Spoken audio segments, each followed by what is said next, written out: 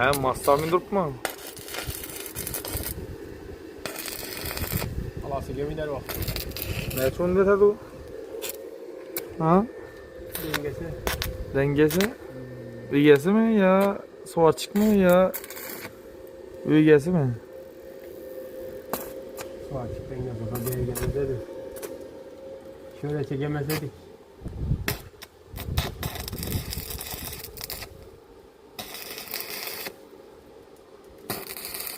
Do'stlar, assalomu alaykum. Hamma ishlarni omad. Sog'lig'ingizlar. Xudo xolasa bize şu bog'da oldingizmi, endi pajani xotdingizmi? Şöyle nasip etse eshik qo'yatimiz. Usta bilan.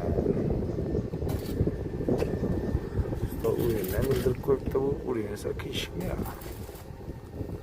O'yinni qaradingmi sen, qiyishmi bu o'yining? Devor keşik. Devor qiyishmi?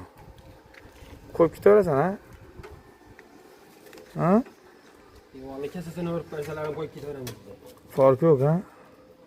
Koysang bo'ldi. Ikki o'tib qo'yib qo'ysak oldu-ku. Yaxshi. Do'stlar, bizdan kuzatib qoling.